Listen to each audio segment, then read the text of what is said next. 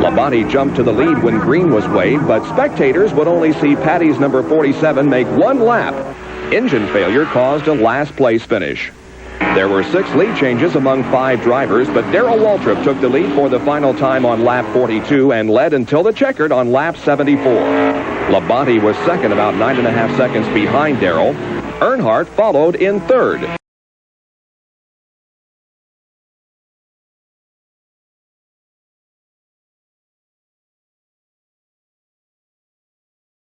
And now the question becomes, can the 22 run down to 54? It's going to be tough. We saw earlier on a short run how good that 54 was. He's fired up. I think that was Austin. He's ready to get going in there. Well, I was hoping it wasn't Ty. Ooh, yeah, he's trying to outbreak him here. Ty can't get relaxed here. He doesn't have that rabbit like we talked about out there. Yeah. Austin's coming, man. In 1 second, 9/10 of a second, and shrinking. This is going to be something. 1 lap to go, and the next flag will end it. Should the caution come out, this race would be over. Cindric gaining ground, 0.8 of a second behind as they hit the infield. Work turns 2 and 3. Before, this is where Ty was really good, breaking into the inner loop here. These things just are never over till they're over. I tell you, man. You look at the clash. You look at the 9 and the 12.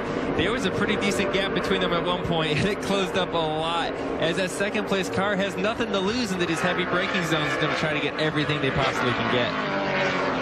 If Austin can stay close to the second horseshoe here, he might have a chance. He's really good up onto the banking and into that backstretch bus stop. He's running out of opportunities. The advantage back out to a 2.5 for Ty Gibbs. Out of the infield and back onto the high banks. That's a pretty big gap there. He actually legged Cindric through there. You look at the gap now, 1.6 seconds. There's Coach. You think he's nervous right now? I can see a pulse rate monitor on him. It's probably more than Ty's. Imagine watching your grandchild out there on the big track doing this.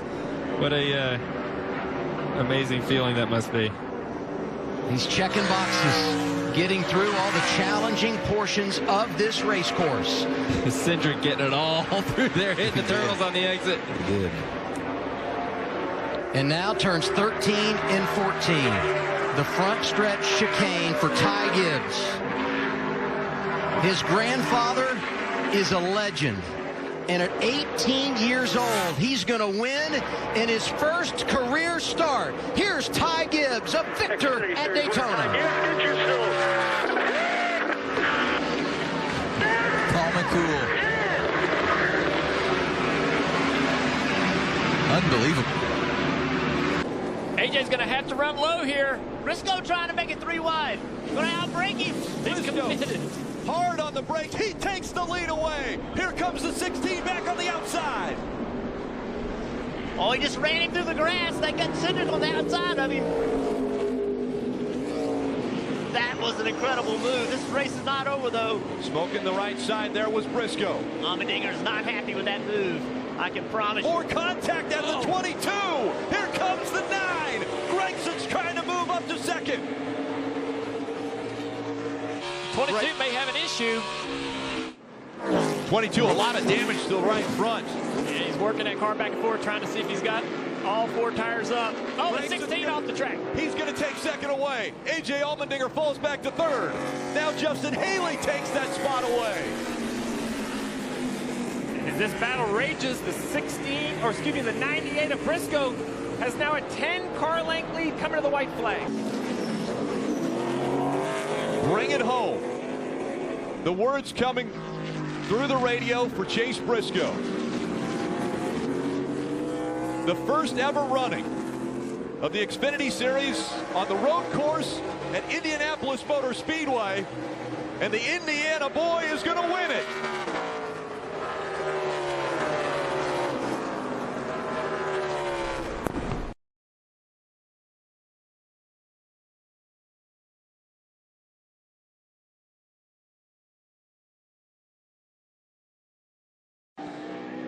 2 laps to go. Van Gisbergen leading by almost 3 seconds. He just wants to get back around, see the white flag, and know that we're not going to overtime. He won't have to deal with another restart. I want to see if he drifts the racetrack again. That burnout last week was absolutely incredible. Unbelievable, wasn't it? We make sure we catch that. SVG on his way to the wine country trifecta. Fastest yesterday in practice, wins his first career pole today, and set to capture the checkered flag. 97 in turn 11.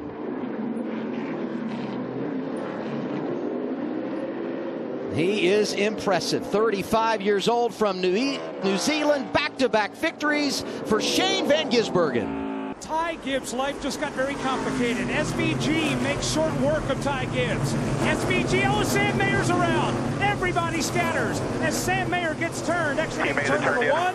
He will refire the car, but SVG has gotten to second, and he is looking for the lead. Jesse Love in the 2. You're on board with Shane Van Gisbergen. He's going to fade right, and he's going to drive it in way deep, side by side for the lead into 6. Love will hang on to the spot. He had preferred positioning, but here's SVG again on the march. Big block right here by Jesse Love. Not going to be enough. SVG to the inside. Ty Gibbs trying to follow. Jesse Love was very defensive, but it's just too much pace to keep him back. But I'm guessing that Auckland, New Zealand is his favorite city, but number 2 on the list has to be Chicago. Shane Van Gisbergen is going to do it again. He wins in Chicago. Great job, everyone. That is awesome.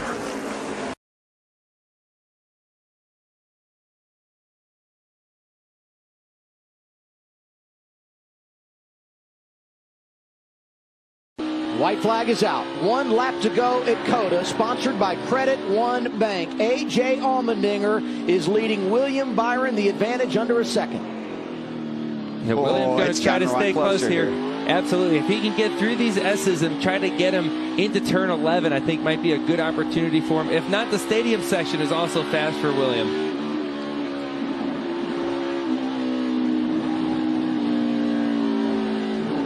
Oh, he got loose.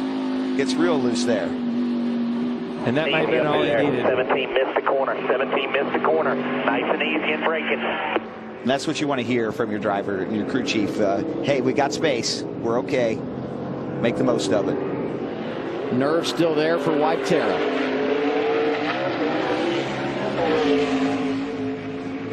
Yeah, that really gave AJ a big gap. The pressure was on there, and William made one mistake. Just pushing it, just like you said, Joe. He's pushing it really hard in an area where you knew he could, that the S is there. Through turn 11 for the final time. Now they make that long run, high speed down to turn 12.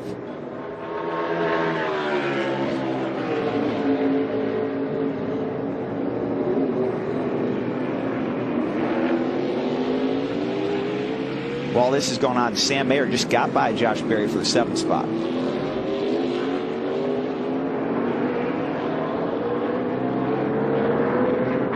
William just getting everything he can right now, right? He's trying to get through the stadium section here. Maybe he can force him into one more mistake. I don't think it's going to happen at this point.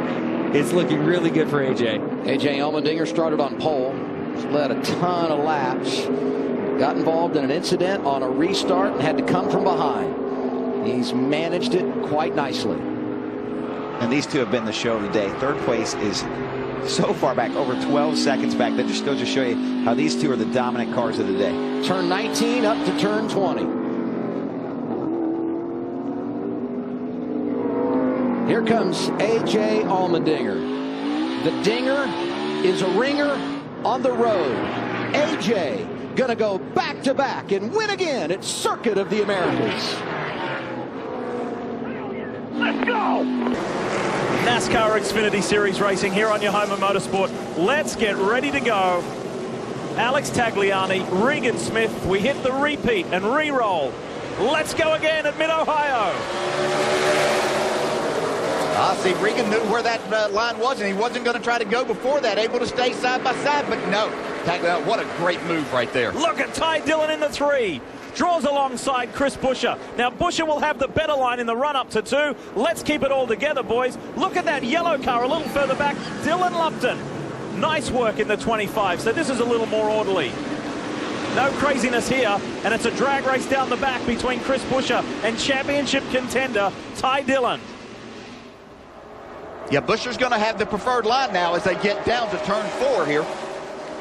Just 24 points between these two drivers for first and second in the championship, and this is a great one from Dillon.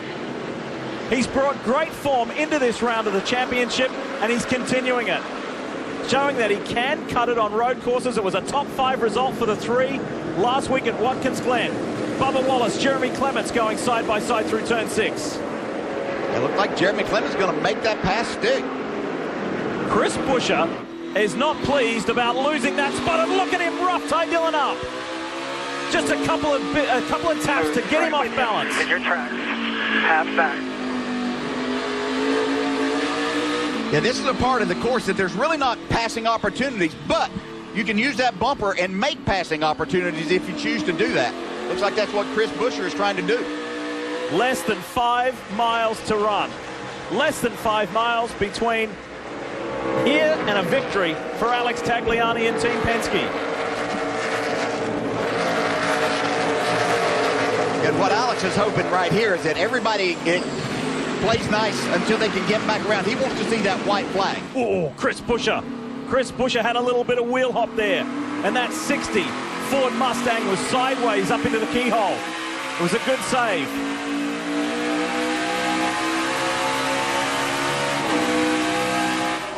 You're way better than him. Let's go. And we're going to see some last lap desperation moves. Here's Suarez working his way back into the top 10. He and Ben Rhodes go side by side, and Rhodes is hanging tough. Boy, this 18-year-old has been impressive. Boy, he really has done a great job. On your left. He's on your left. Through turn 6. Yeah, just what, I'm sorry, Lee, just what Ben Rhodes needed to do here today, though. He's been competitive. He had a little excursion off the track a little bit, but he's completing all the laps and getting some great experience. Ryan Sieg and Jeremy Clements. You don't often see side by side through turn 9. That's a tight spot. Chase Elliott's making things interesting here for Chris Buescher. Meanwhile, they've lost touch with the top 2. It's all down to Alex Tagliani and Regan Smith with 1 to go. The white is out. Yeah, that's the flag that he was looking for, because if something happens now, this race would be over if NASCAR threw the caution. So that's the one that Tagliani won. Now he's just got to complete these 13 corners. Final time, the run up the hill. Look at the shenanigans going on in the background. Chris Buescher has to take that defensive inside line to keep the man who's only 24 points behind him in the championship away. Chase Elliott around the outside, out of the keyhole. Now it's a drag race between these two guys, Ford and Chevrolet, Buescher and Elliott. Chase Elliott's been able to outbrake a lot of people down into this corner. Let's see if he can do it on that outside. Regan Smith right on the bumper of Tagliani, though. If Buescher can hang tough here, this will be difficult for Chase Elliott. However, that being said, you can stay there and get the run up to turn 5, and that's what Elliott's done. Now Buescher will have the better and preferred line down into turn 6. Terrific driving from 2 super talented young drivers. Oh, well, I did not think it was possible to go too wide through as many corners, but look at Regan Smith trying to get to the bumper here. This is not over yet. Nobody's giving this race to Alex Tagliani. Most importantly, Regan Smith. He felt he was robbed of a good result last weekend. He knows he was robbed of a good result last weekend at Watkins Glen. And this, one last-ditch effort as he gives it to Alex Tagliani. Oh, he knocks him out of the way. He sent Alex Tagliani wide. Regan Smith right on the second last corner will win Mid-Ohio. A little bit of short track racing on a road course. And the 7 will drive to victory lane. How about that move? What a great last lap by Regan Smith. White flag for Kyle Busch. White flag. 8/10 for the lead. 8/10. Ambrose has got 2.5 miles to get there. Carl Edwards trying to make a move. Can he get by for 3rd spot? Or does he risk it here on the final lap? Well, it looks like Scott Pruitt is just barely holding on for dear life right now, because Carl Edwards is just all over him again. Can't seem to shake him. Kyle Busch trying to go for 3 wins in a row in the NASCAR Nationwide Series. What a talent this kid is from Las Vegas, Nevada. Jerry told us he didn't put any effort into this. He just showed up. He loves racing cars. And this 20 car, it's just been a fantastic car every time. Any driver gets in this car. This Dave Rogers is an incredible crew chief. The 40 car locked up the brakes, getting in the corner, and the 60 car's all over him right now. Yeah, Carl Edwards trying to get by. Almost had a shot on the inside of Scott Pruitt, dragging that rear bumper cover. Final time to the S's, and Pruitt now pulls Edwards by about 4 car lengths. Exit of turn 6. Just a final turn before they get to 7, which brings you right to the start-finish line, guys. Turn 7, wide open, Kyle Busch. His second trip to Mexico. And the kid from Las Vegas, Nevada will become the 4th different winner for NASCAR's Nationwide Series in Mexico.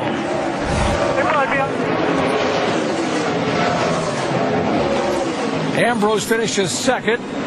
You boys are awesome. Thank you, thank you. You guys are so awesome.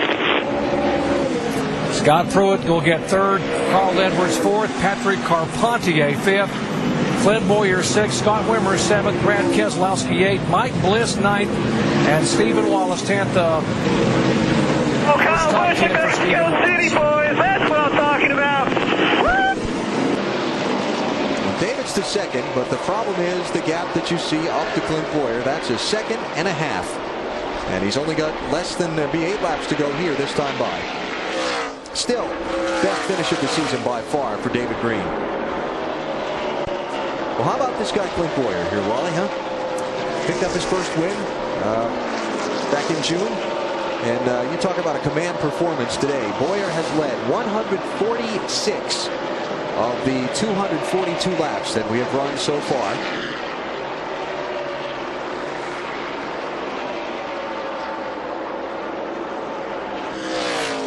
Dominant so far.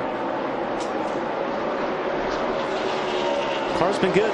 Very good all day. And he's been at the right spot all day, too. That's up front.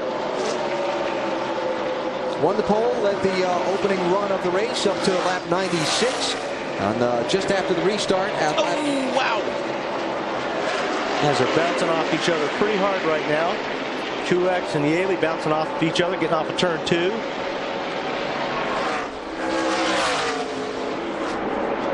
And here we go. A little 3 wide. Okay, Wallace is going to pick up 2 spots on that one. Oh, let's see if he can hang on to it. Yeah. Yes, he will. Good racing right there. Hey, David Green is closing quickly on Clint Boyer. He is closing quickly. He's cut that deficit in half in a couple laps, Waller.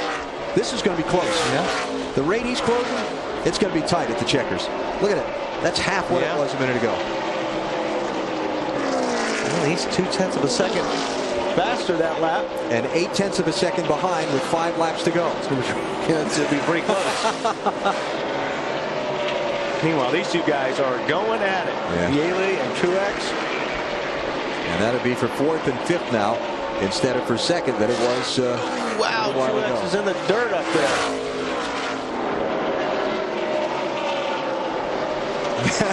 Yaley's not giving him much room, is he? Not that he should. Nope. 5 or 6 laps to go. The give and take decreases. Steve Grissom's car pulling down low in turn number 2, showing smoke. He's trying to turn it off the racetrack, so the race finishes under green. Nice sportsmanship there on the part of Mr. Grissom toward the fans. And now 3 laps to go. David Green make it 5 car lengths in closing on Clint Boyer. Going to be tight. This is going to be close. Fortunately for Boyer, there's really no traffic in front of him.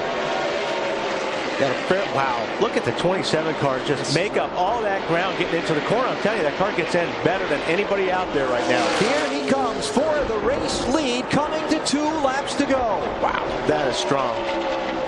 Side by side. Don't see any problem. As good as this car has been getting into the corner. Ooh, pinching. That could be trouble. Doing all he can to try and protect the win. Lap cars ahead. Johnny Sauter back out of the garage in front of the leaders. They'll be coming to the white flag. David Green rides hard. Wow. And by for the the lead, coming to the white flag.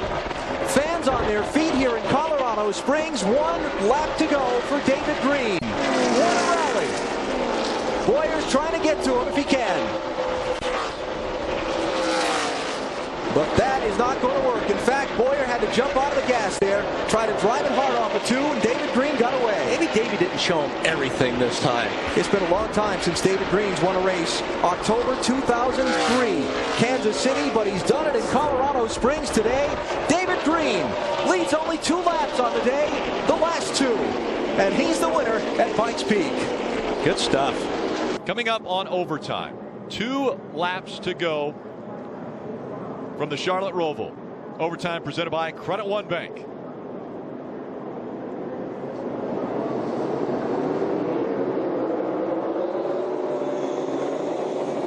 Briscoe's got a better restart. A lot better start for Chase Briscoe, but here comes the 16 again. A.J. Allmendinger with a great turn, and now the 98 goes around. Hold her down here, hold her down here. You got her. Briscoe around. He'll wait for the field to go by. Allmendinger out front. Now Daniel Hemrick running second. Gregson third. Alex LeVay is fourth. Moving away, man. Oh, No mistakes. No mistakes. He almost goes around Hemrick. Well, it's pouring again now, guys. It hasn't rained this hard for a while. Yeah, the track is completely soaked. Lots of standing water. And I'd say when the rain was this heavy earlier, I believe the 9 had the most pace of anyone in the field. Can he find enough to close in these last 5 or 6 car lengths? Oh, he missed the corner. That's Gregson in the 9. He's running second. Is it fair to say we've said he's missed the corner more with Noah than anybody else? Oh, man. He is pushed. Well, we talked about the restart, the 98. Jeff, you mentioned it, the inside lane. I don't know if the water or just aggressive on the throttle, but he lost control, giving the lead to the 16. To the backstretch chicane. The 8 has closed the gap as well. Coming up on the final lap. And now the 9 pulling away from Hemrick. AJ had a big moment running the bottom. Had to get out of the gas in the middle of NASCAR 3 and 4. He's going to see the white flag here. One more time around for A.J. Allmendinger. Okay, give me a deep breath here. Give me a deep breath. One more good one, man. On No a dry pressure. Roval, No I would say this is A.J. Allmendinger's race. Pouring down rain, nothing is guaranteed. A couple cars missing the final chicane. Myatt Snyder, the 51. Clements. Gregson sideways as he goes through 1. We hope the spotter's telling you the gap right now. Let A.J. Allmendinger know how much room he has. That's a great point, Steve. No 20 car lengths, right? 20 car lengths. Don't make your own mistake. Make him catch you. Yeah, the truth is you may not can see them, right? I mean, look at these conditions. You may not even know where that car is. Into 5. The gap still 6 car lengths. A.J. Allmendinger in front. Looking for his second win of 2020. Oh, Noah's going to miss the corner big time. Barely got a turn there. A.J. clean through that turn. Now through 9 and 10 for the final time. I'll give it clean enough, Rick. There's the gap. Here comes the 8 also. Don't forget about Daniel Hemrick back there. One mistake. We've seen it out of Chase Briscoe. Bit slow through the turn there for A.J. Allmendinger. Gregson, Hemrick, second and third. One more time. Back, no mistakes. Through the front chicane for A.J. Allmendinger. The gap is closed up. The 8 slid the rears. The 16, A.J. Allmendinger, will win at the Charlotte Roval. Karam takes a peek. Allgaier stays on track. Blocks. Oh, it looks slick down here. They all make it through, and Allgaier now lengthening his lead over Karam. But Karam with another look. Oh, little slip there by Justin Allgaier. Opened the door. Sage Karam to the inside, entering the carousel, rarely making a pass there. Sage Karam now takes the lead, but Sam Mayer gets him back. This is all going down into turn 8. Now they enter the carousel. Oh, and Mayer gets wide. Justin Allgaier spins. Karam has the lead. Everybody's missed the corners. The last 2 corners, the 3 guys in the front position all had a chance to come out with the lead. They all missed the corners. Sage Karam leads in his Toyota, but here comes Sam Mayer. Compared to Karam, Mayer is a veteran of the Xfinity Series, and he's never won. He's hungry. Oh, he got through the kink way better. He's got positive momentum. Heading into turn 12. It's an opportunity right here. Here comes Mayer. Ducks to the side. Under heavy braking, can Mayer do anything with Karam? Karam has the better line, but Sam Mayer, good tracks, no! He loses it on the outside. Here comes Parker Kligerman. Kligerman through to second. Karam has the lead. How much does Parker Kligerman have left? And Karam is off. Parker Kligerman now through in the 48. Just one more corner, then coming down the front stretch. But Sam Mayer is right there. Mayer moves him just a little bit. Sam Mayer now up the hill, and Mayer in his home state of Wisconsin will come to the white flag. What an incredible lap. None of those drivers had clean laps. They all missed corners. Just a little left sweeper, and down to the right hand, turn number 14. If Kligerman can do anything, he's got to have a good exit off of turn 14 here. Sam Mayer is clean, champion in the ARCA Menards East Series, looking for his first victory. It's going to come for Sam Mayer in Wisconsin at Road America. 3 to go. Austin Dillon's the fastest among these 3 the last few laps, but it's not by enough to get him up there and challenge. Yeah, it's funny. I'm watching Joey Logano through turns 3 and 4. Remember earlier in the race, he was all the way out at the wall searching for any grip he could find, especially after they changed just the right side tires earlier on his car in a pit stop. Now he's right down on that white line. Yeah, that lap was significant. About a 1/10 and a half that he was beaten by Sam Hornish. Now, that's enough time that he could get there, right, at making up that kind of difference. Hornish has moved up. He goes back to the bottom here, trying to get a little more gain. Looks like he's lost the nose a little bit right there. It's running out of time. White flag is up. We are in the final lap at Chicagoland. The Penske teammates, 1 and 2, Logano and Hornish. Dillon solidly in third for the Nationwide Insurance Dash for Cash bonus. Now who wins the race? Hornish trying to get a run at Logano. He does not have much time.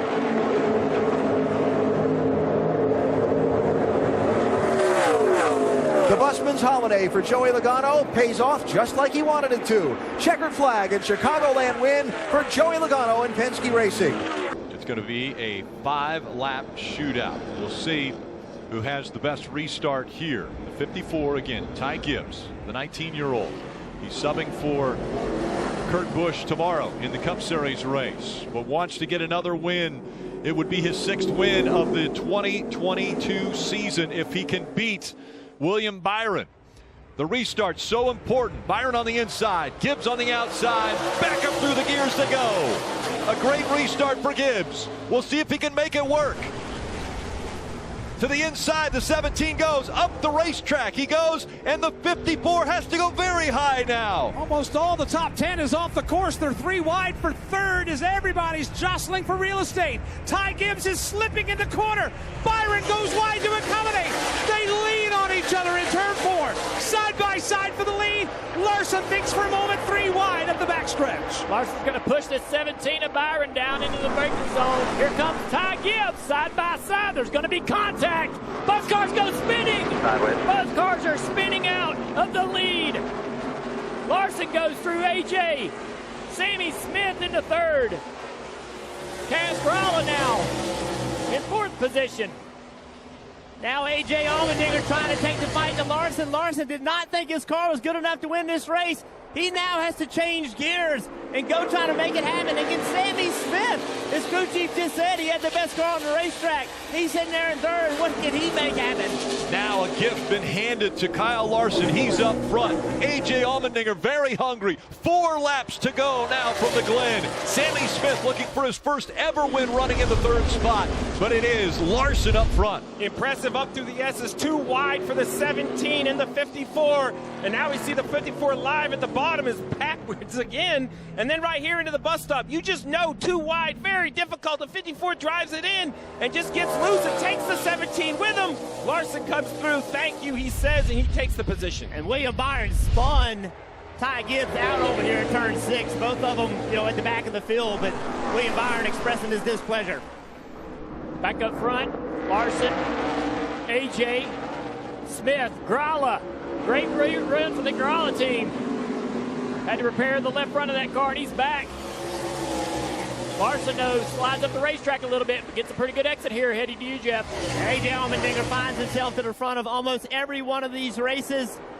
Just so good, so methodical. He's got to beat a Cup champion today to make it happen.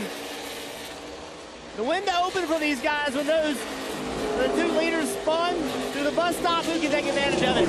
A.J. Allmendinger putting all the pressure he can right now on Kyle Larson. 3 laps to go. 3 more times around here at the Glen. He peeks to the inside just to let Larson know he is right there. They are closing in on the final 2 laps of this race. Objects in Kyle Larson's mirror are definitely closer than they appear. Here comes A.J. That's Allmendinger in the 2nd spot. You got Larson leading, and Sammy Smith is hoping for another leader tangle.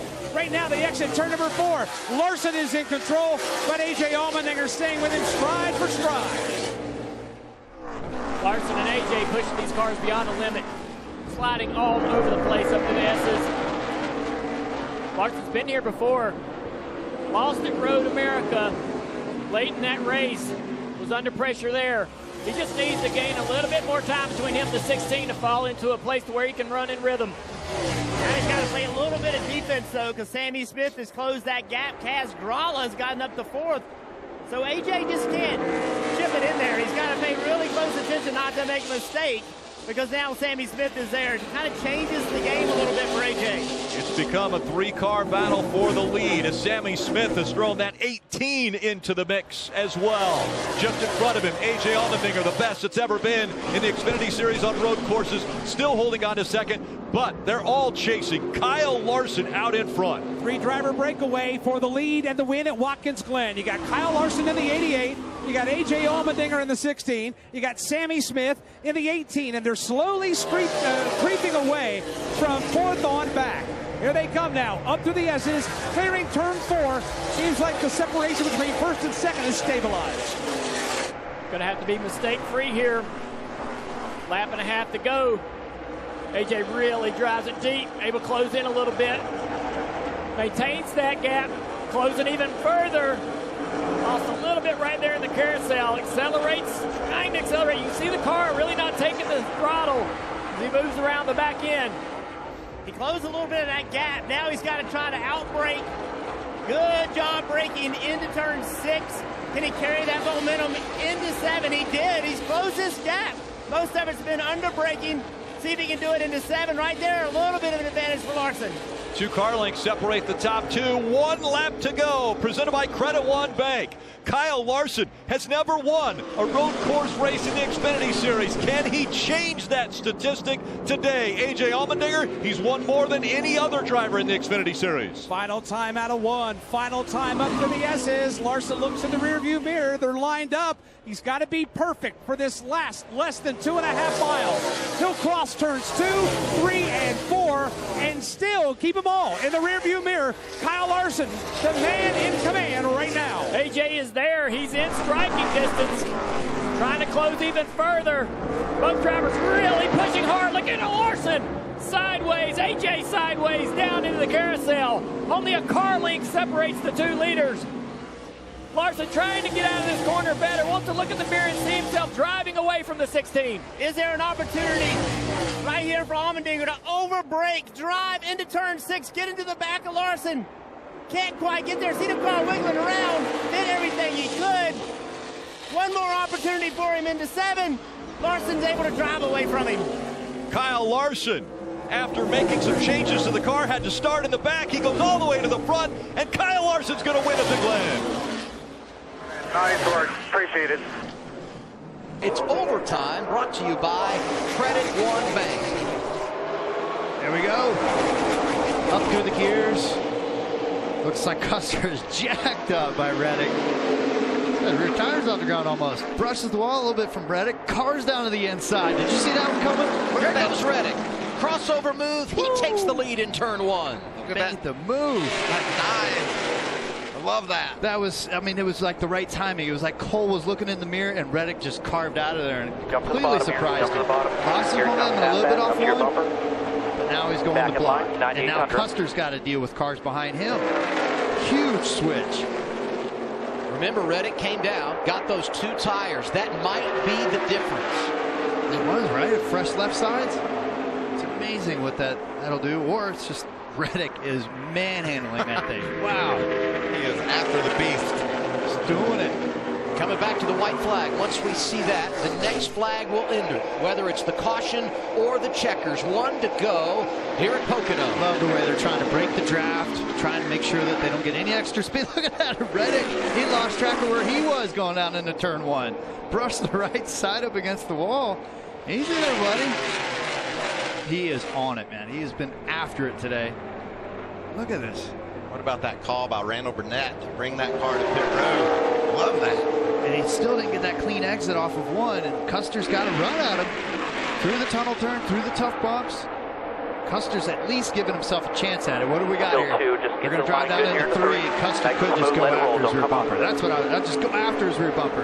One last chance for Cole Custer. Oh, he's sideways. Reddick on the track. He's got the inside. Take it, Adam. Custer to the inside of Reddick. He takes over the lead, and he's going to get the checkered flag. Cole Custer wins it at Pocono. Oh, we got a great battle going. Yeah, let's go back up front because this is where it's really getting good. Again, more lap traffic. Derek Cope, and it looks like Sorensen is better at 3 and 4, and Kevin's better in 1 and 2.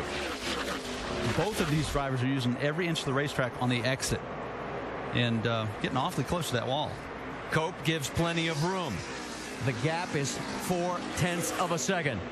3 laps to go, Vince Welch. Well, the 33 team knows that the 32 is closing. They just came on the radio to Kevin Harvick, and they said, if you've got any more, we got to have it now. He's coming. Let's see if Harvick's got any more. Does the 2-tire strategy pay dividends for Kevin Harvick? He is hanging on, but the lead is dwindling. That's the view from Harvick's car. Yeah, the good thing for Kevin Harvick right now is he should not encounter any more lap traffic in these last 2 laps. Yeah, but the bad news is Reed Sorensen is saying, I want to win. It has been quite a while since Sorensen has been to victory in the NASCAR Nationwide Series. We've documented. Frame of mind. Kevin Harvick has been in this situation enough that I think that that's going to be the difference. Yeah, that's who I wouldn't mind having that bulldog in my seat all the time. Exactly. He knows how to get the job done out front. White flag this time by. 1 more circuit on this 1.3-mile track. There's Keselowski going underneath Carl Edwards. That is for 5th position. That means a lot. Send a little message. Hey, you're going to have to race me to win this championship this year. That's 5 points right there. Meanwhile, up front, it is the 33 of Kevin Harvick, finishing 2nd last night in the Camping World Truck Series race. He comes out of turn number 4, and the 2-tire strategy wins here at Nashville for Kevin Harvick, and a closing Reed Sorensen right behind. Kyle Busch 3rd, Justin Allgaier, and Brad Keselowski round out the top 5. But the last restart was exciting. Hang on for this one as they get ready to finish this one off here in Gateway tonight. Brad Keselowski, Carl Edwards bringing it to green, watching the flag, but now keeping their eye on that restart zone. Keselowski stands in the gas. Carl's with him as they cross the start-finish line. Carl did a good job. He's maintaining there. He needs to do that if he's got any chance. He's got to keep that high side going right now. That was a great restart with Keselowski. He really came through the gearbox good. Look at Brad. He tries to drift to the high side. Carl fights back. It's not over yet. I thought he had him cleared. Look just how close it is. Does Carl dive in on the outside? He's got to do it. Does he maintain that spot? Keselowski holds him off. Carl with the advantage coming off the corner. Keselowski got a little bit loose getting into 3. White flag.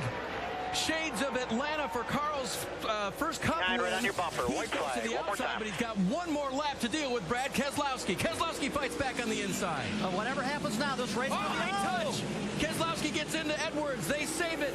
Drag race down the backstretch now. That's that half car length I was talking about. They both survived it. Let's see what happens in turn 3. Reed Sorensen waiting in the wings. Here's Keselowski on the inside. Carl Edwards, can he make it stick on the outside? Brad thought he had the best car all night. Took the inside line on the restart. This is going to be down to the wire. High touch. He spun out. Carl gets into Keselowski. Carl Edwards will win. That's it. Checkered flag. Superstar, man. You are the man. He deserves it. Good job. I just hope Keselowski's okay here. That was a hard hit, guys. That was Huge ugly. wreck behind you. Just That slow was it down. ugly. Slow it down. There's a big wreck here. Big contact on Keselowski as the other cars racing to the finish came to the line. And Keselowski got spun around hard.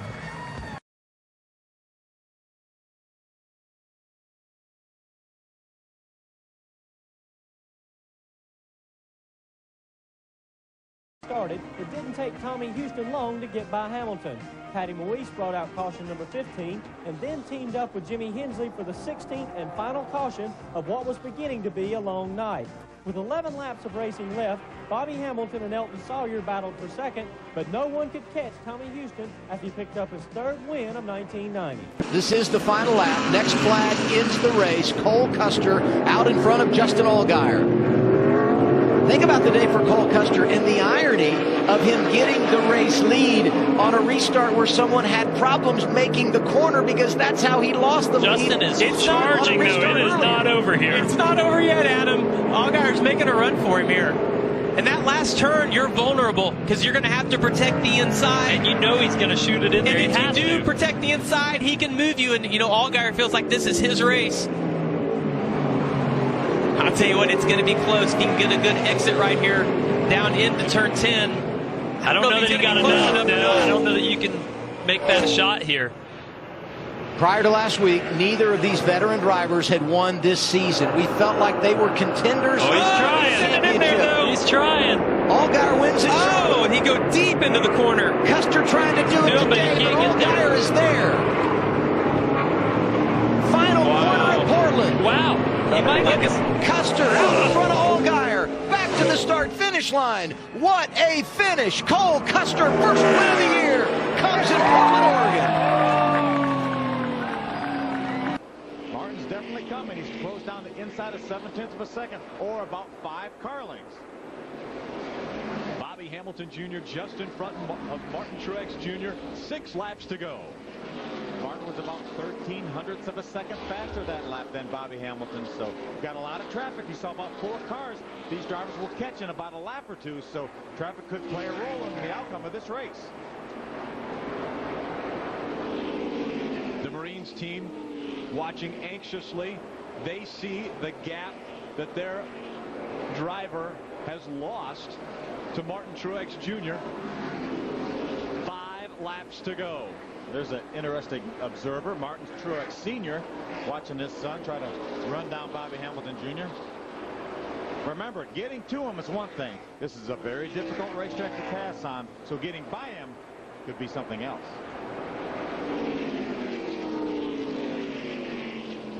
The chance to number 8, Martin Truex Jr. trying to reel in the Marines. Number 25 of Bobby Hamilton Jr. You saw how rough the racetrack was right up against the wall. Martin was as far up as he could get to try to get a good angle into the dogleg. Gained about 2 car lengths, it looks like. That time by, they ran almost identical lap times. And so Bobby Hamilton Jr. looks as though he's getting up on the wheel with 3 laps of racing to go. Have not quite caught those slow cars. Actually, lap car. Jeff Purvis is one of those cars. He's the last car on the lead lap. Currently running in the 17th position.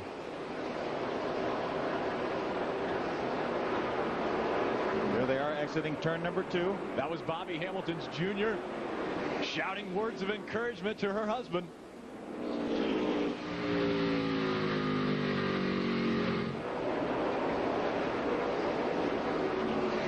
got a great run off that corner there, but so did Bobby. 2 laps to go.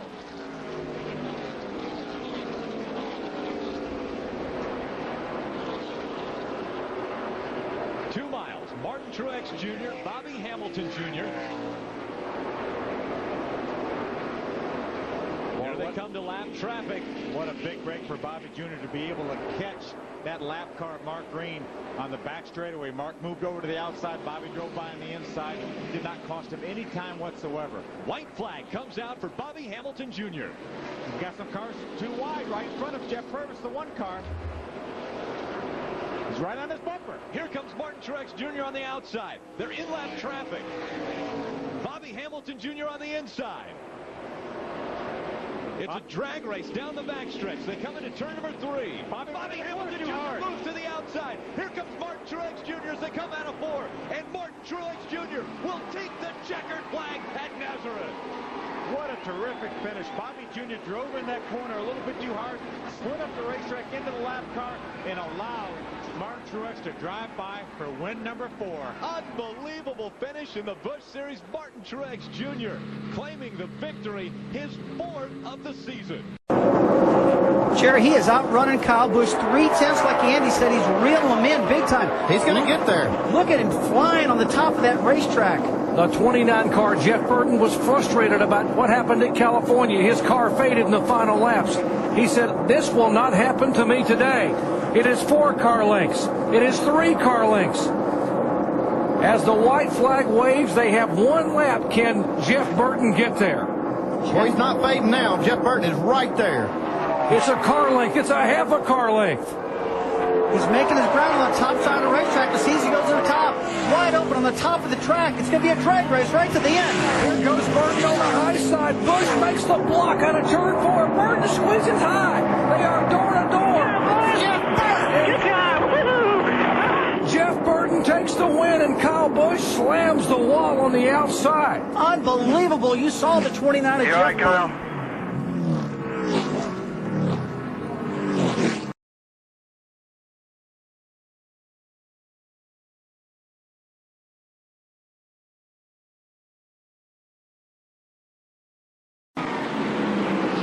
Of laps. Best race on the track is for 3rd. Here comes Parsons. Looking low on Nemechek, whose car's been loose a good bit of the day. He's got enough room. Opens the door. Terry Labonte says thank you. Moves right in there. Curtis Markham tucking in there very tight. He's trying to take the inside. Nemechek's in trouble right now. He's on the outside of the track as Curtis Markham tries to get by him. And Green is there for the lead. He's right up against the back bumper now of Bobby Labonte. Between turns 3 and 4, he's stout in the middle of the corner. But Labonte has straightaway speed.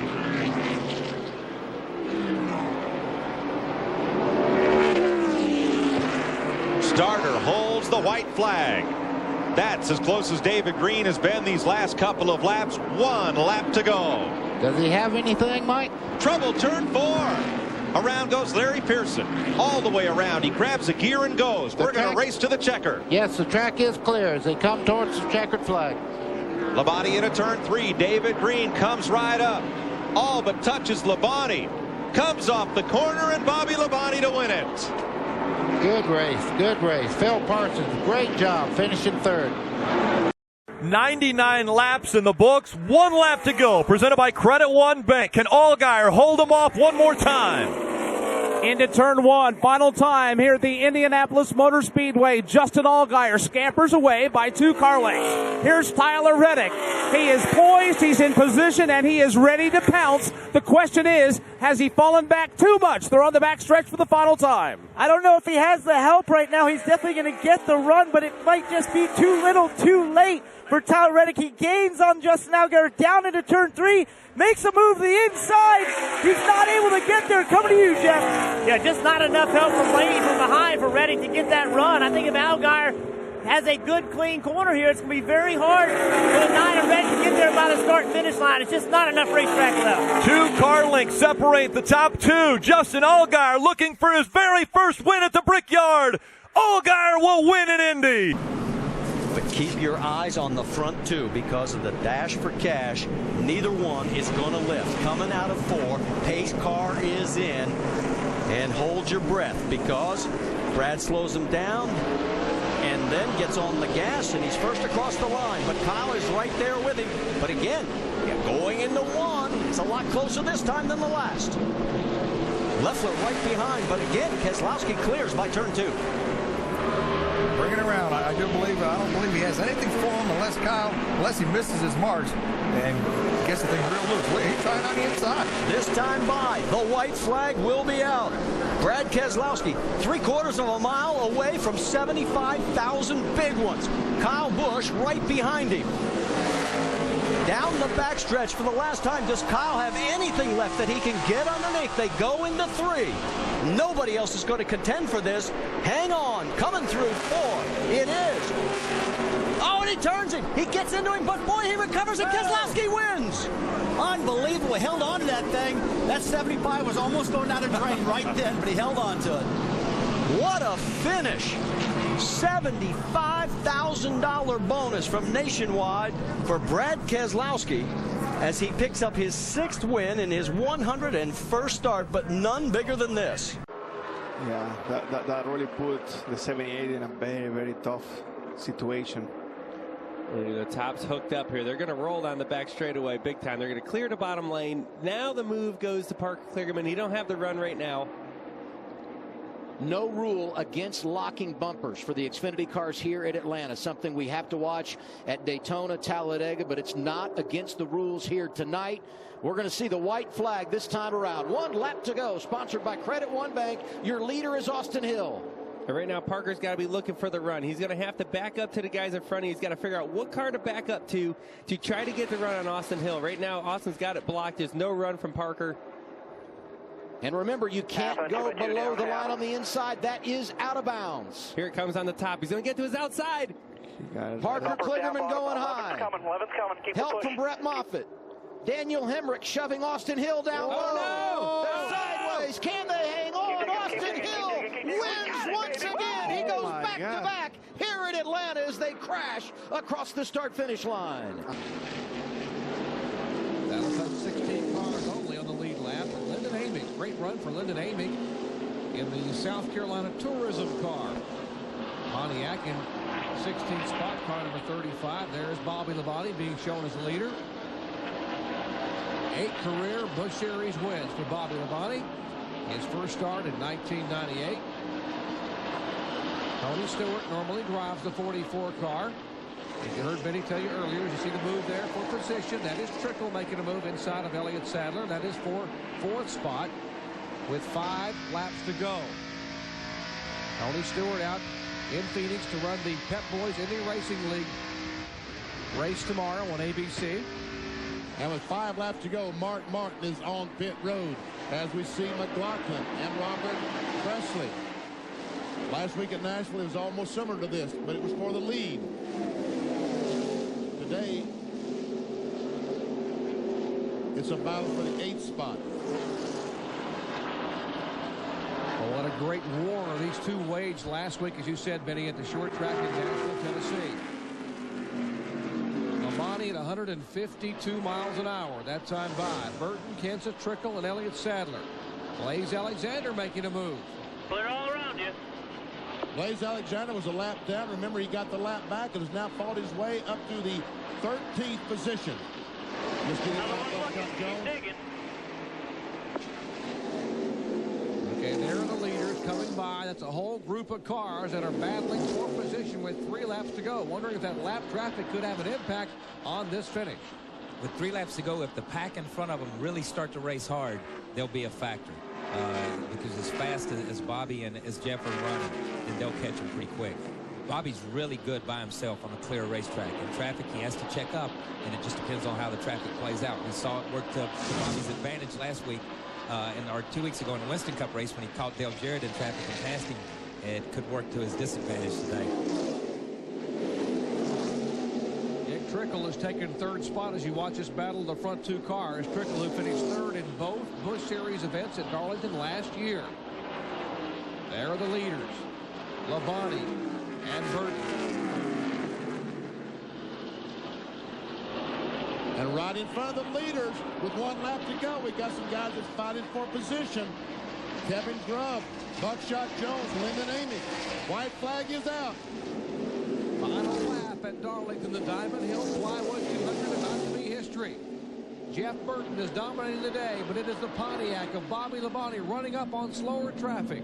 Might be what Jeff Burton, exactly what he's looking for. But Labonte goes to the inside. It really blocks Burton's way. It's down to just a drag race coming out of turn 4 here. Kevin Grubb on the outside and turn 4. Will it be Bobby Labonte, Jeff Burton? They are close together. Only a half a car length, and Bobby Labonte will take the win. Battle back in the pack for position. This is for 8th spot, McLaughlin and Robert Presley. And Sam Mayer, he's like, man, I got no right front fender. I'm still in this thing. I'm on the 2nd row. We know how good cars drive with no right front fender. He's got an advantage. So you're saying I've got a chance? Absolutely. I'm not saying this is the last overtime. We'll try again. It'll be 2 to go when they get to the line.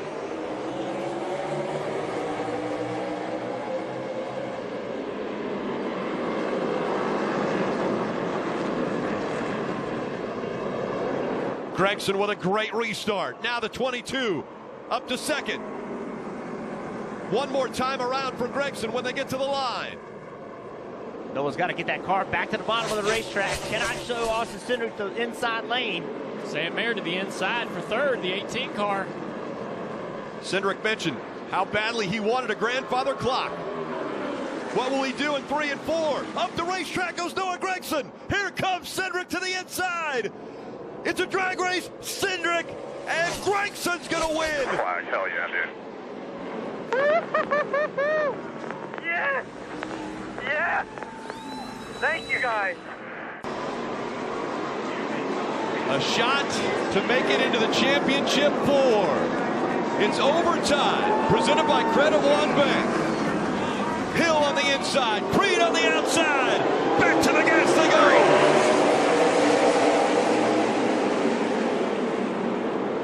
Way up the racetrack goes Hill.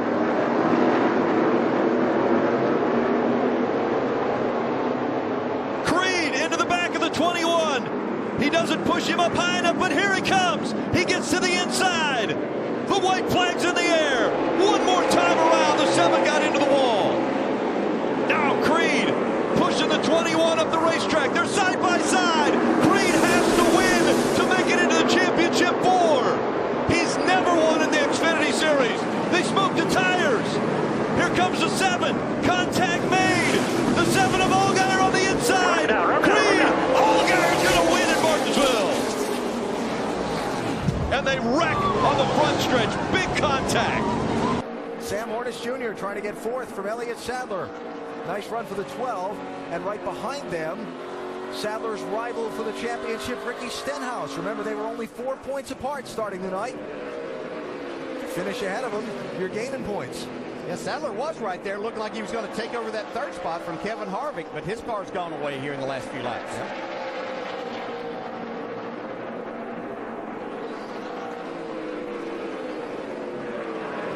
Kurt Busch in heavy traffic now. Yeah, this is going to get really interesting right now. You got to make the right moves right here and hope that somebody gives you a break. Well, but the heavy traffic also, it might allow Denny to catch him, but it limits his room to pass him. You know? Let him get to that bumper, though. Yeah. It might open up a door somewhere that he wasn't expecting it also. Jason Bowles bails out. Leaves the leader's room. Outside. Nice move there by the 81. Good drive off right here by Hamlin. 3 to go. 3 outside 01. Clear.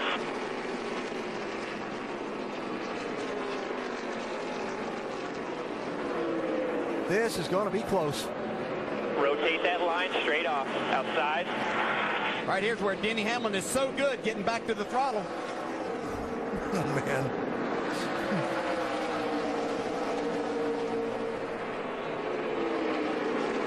See Kurt Busch driving it in a little bit further, but Hamlin able to get the drive off and close that gap. Okay, it's just the 2 of them now, no traffic. Come into the white flag. Kurt Busch, Denny Hamlin. Oh, he got him loose right there. Inside. Just hit your marks. White flag. One more. One more. You guys got nothing out back. How rough will it get? Can Kurt hang with him? Joe Gibbs Racing's 18 with Denny Hamlin, Kurt Busch in brother Kyle's 54. Here they come to the checkered flag. Who's it gonna be? Hamlin sliding it sideways. Give it to Kurt Busch. Woo! What a race. What a finish. You got to go with whoever's got the strong hand when they get up beside each other. It'll be 4 laps to go this time. Earnhardt closes to within 1 car length at turn 3. That right there is where he's been able to move in. He can gain on him in 3 and 4, and he usually loses a little bit of ground to him in 1 and 2. These last few laps, we'll just have to see if he can do anything with him. Schrader's there. Gordon pulls him down the front straightaway toward turn number 1. No, he doesn't have to give him the bottom line at all. Never mind. You don't give anybody anything with 5 to go, I don't guess. No, Gordon had enough at the end of the straightaway to drop right in line in front of Schrader. Kenny will have to try it one more time. 3 laps to go this time. Here's Earnhardt. Boy, now when they got down in that corner, Nemechek's car pushed out in the center of the corner a little bit. But his car is so good right here. He's been able to make up a lot of difference right here on this track. This is about the closest run Earnhardt's had at him up off of this corner. Nemechek's car hung the back out a little bit off that corner. It'll be 2 to go this time. Dale takes back out and takes a look at that wide line one more time. See Nemechek's car. He has been that. Oh, there we go. Uh-oh. And off they come off the corner side by side. And I've got to wonder if Dale didn't lift right there because Joe got himself squared away. It looked like he said, got into him and says, man, let's regroup, do this thing over again. But yep. They definitely got together getting in that corner. But Nemechek's car hadn't been that high all day. He was out a little bit further than he'd been all day long. And look at Nemechek. Right back on the outside. With the motor. Good little racer coming right here, I'm telling you. They're nose to tail, nip and tuck again.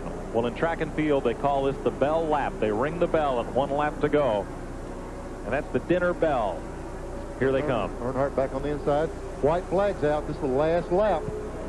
That would have been a dead heat.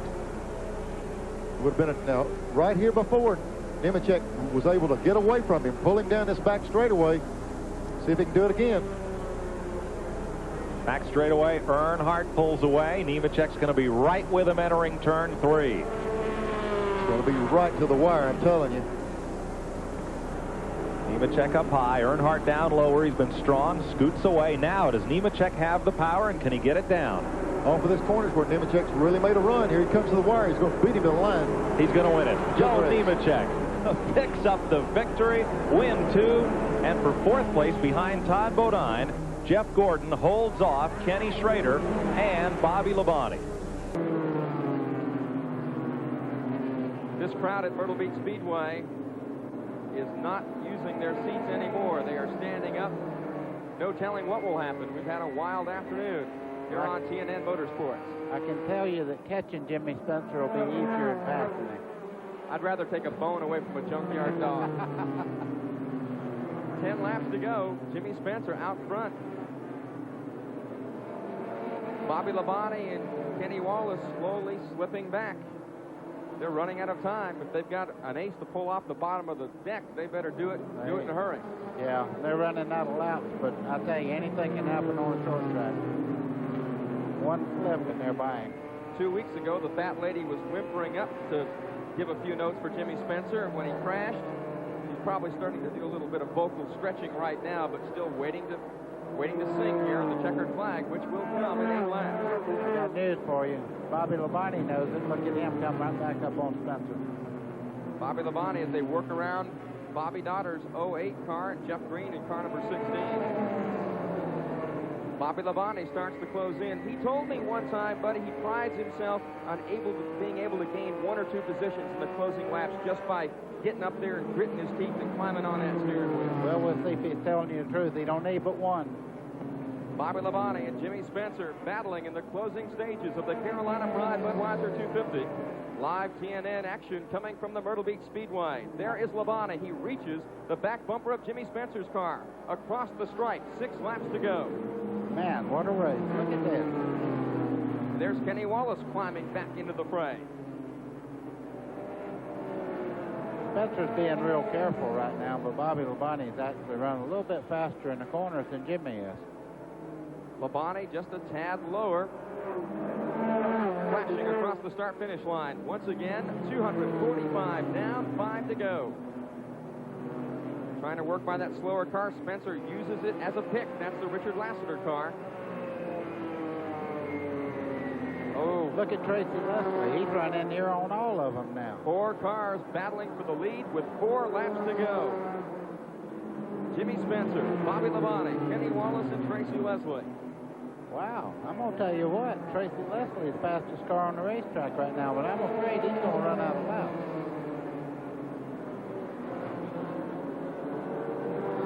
As they scoot across the stripe this time, 3 laps to go.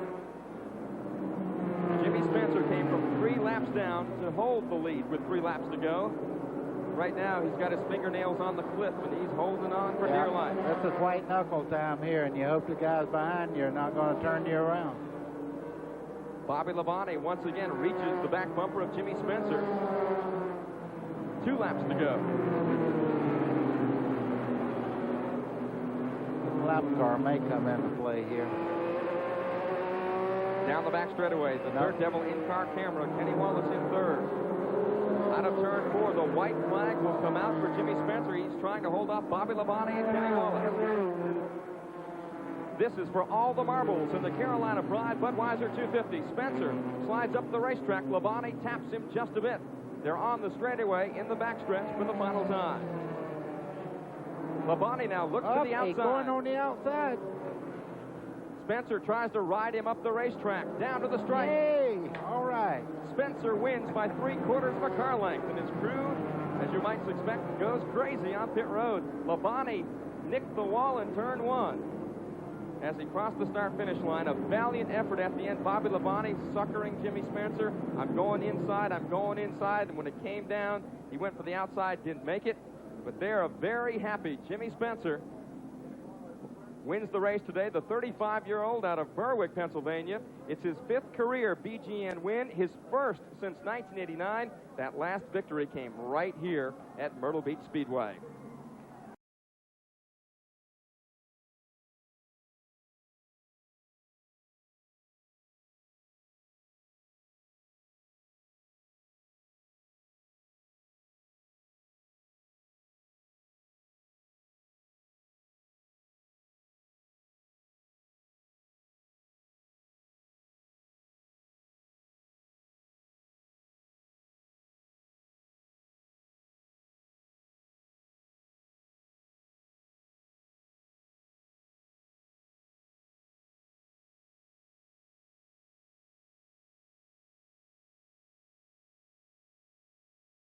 And Keller has dropped back. It's a 2-car race.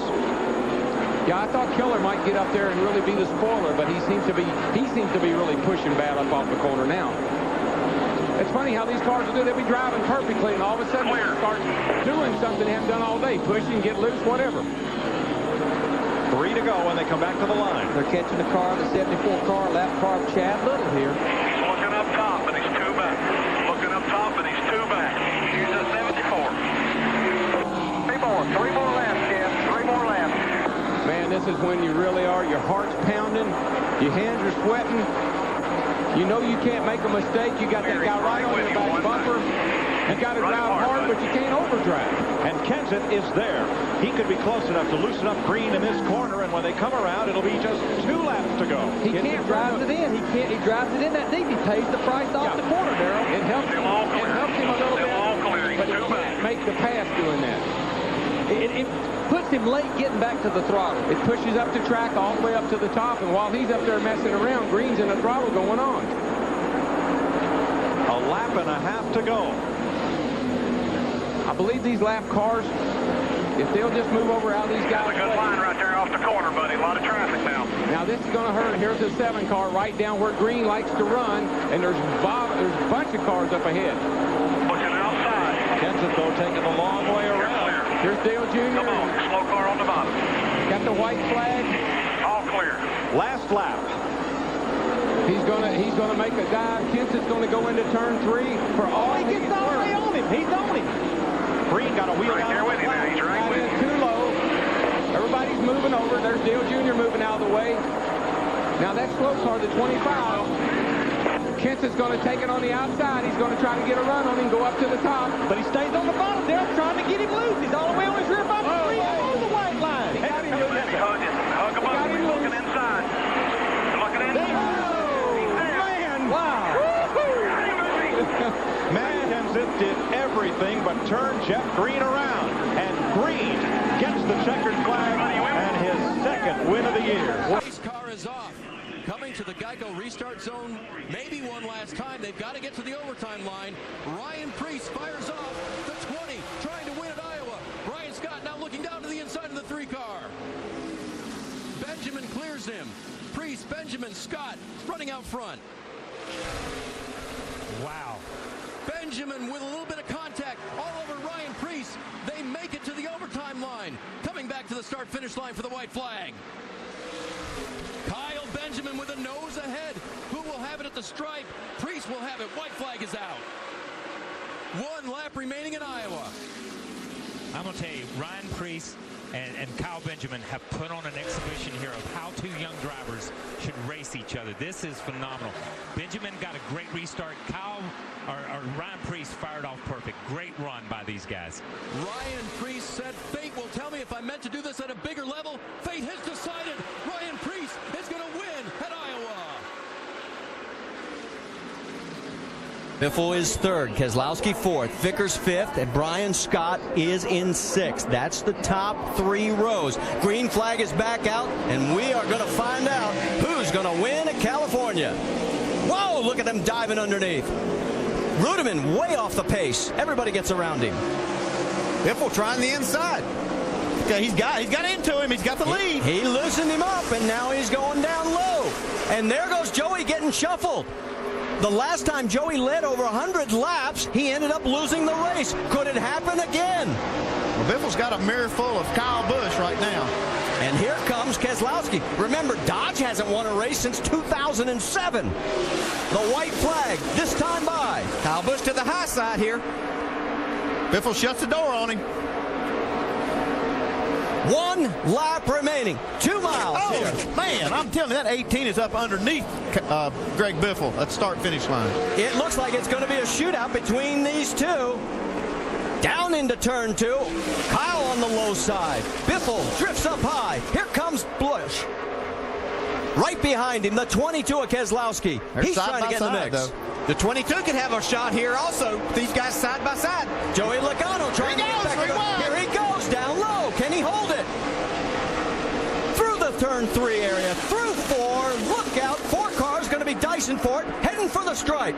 What a finish. Will it be Biffle? Will it be Busch? Going for the wire. It is going to be a spinning Logano, and the win goes to Busch. What do you know, boys?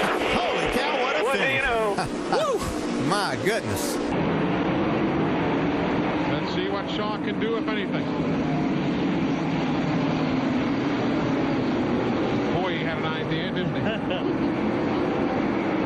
I think that was his last. No, he's going on the flat. Oh, man. He gets a bite off of there.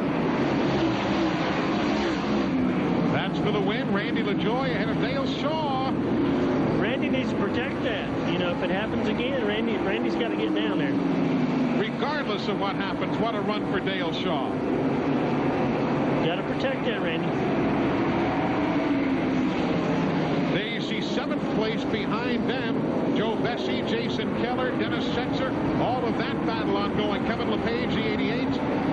That is for 7th, but in the lead now. It is Shaw trying to catch Randy LaJoie. 2 laps to go. Dale Shaw now has caught LaJoie off turn 2.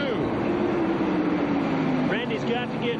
Holy cow! He's got to get down there. If he slows down 2 mile an hour, he's got to get to the bottom. White flag, 4/10 of a mile to go. Dillon and Setzer spin. Meanwhile, the leaders are on the backstretch, coming to the win. That's for the lead and for the victory. Last lap. Shaw, LaJoie to the stripe. Randy, I believe by inches, got him. Oh, what a finish.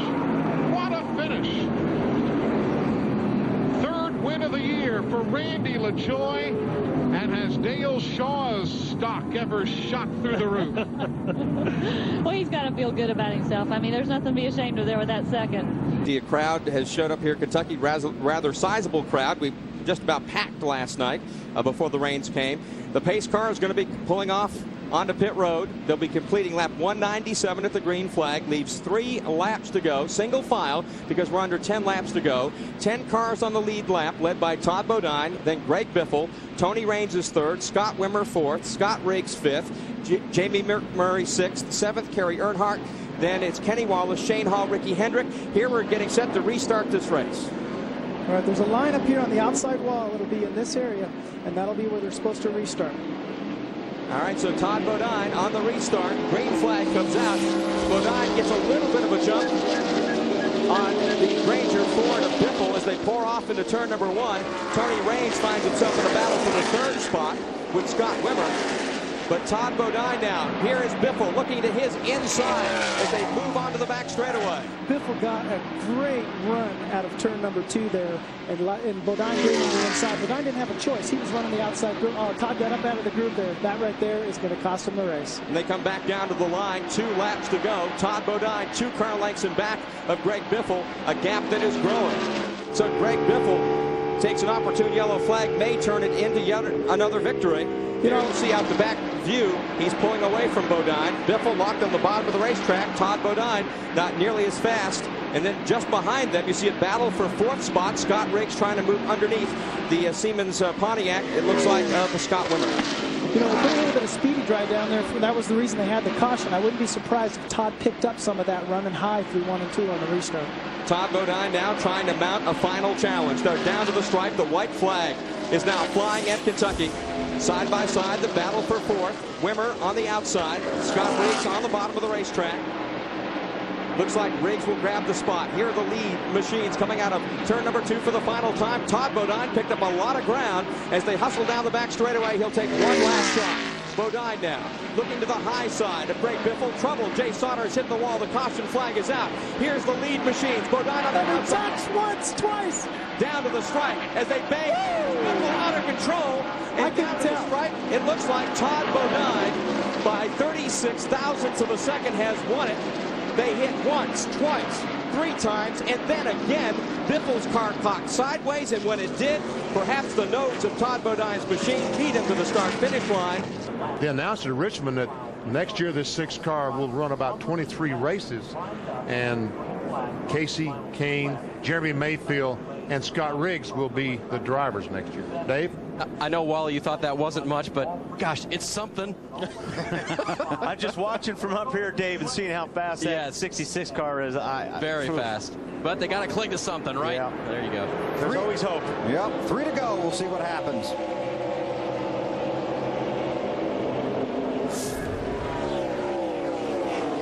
Got to get a restart. Boy, did he ever. But here comes Biffle. Yeah, here comes those 4 tires. Yeah, he's got a full head of steam going now. Moves to the inside. Kane slams the door. It's okay to block a little bit right now, but like I said, Biffle's got a good car. He's going to loosen up the guy in front of him, especially if he's not on as good as tires. 2 to go. Johnny Sauter sitting back there just watching all this. And Matt Kenseth is moving right behind Sauter, too. Off of turn 2.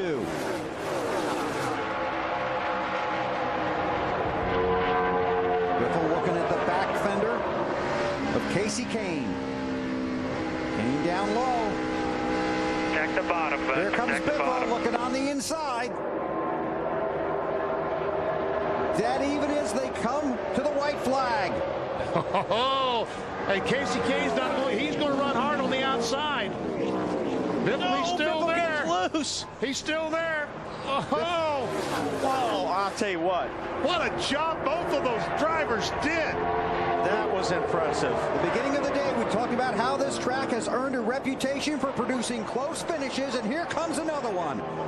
Greg Biffle and Casey Kane out of 4 to the line for the checkers. cars. And Casey Kane has the run. Kane wins. Wow. That is a great job. Wow. I did not think Casey Kane could hold them off. Absolutely perfect. That was impressive. We are in overtime, presented by Credit One Bank as they come back to the green flag. Oh, man. Even launch. Side by side. Look at the 22 went way down the racetrack trying to side drive the 18.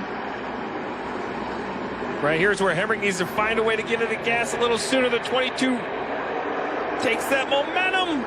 Side drafting down the backstretch. Oh, he's going to get loose. The 18 gets a little loose, slides up the track. No contact. But it did move the 22 up the racetrack. He wasn't able to finish the corner, so... One more time around. Daniel's still right there. What will he do? The two fighting for the win and the championship. Through 1 and 2. They stay side by side. Now the 18 ducks in behind. One more chance. The 22 in front. The 18 closing the gap.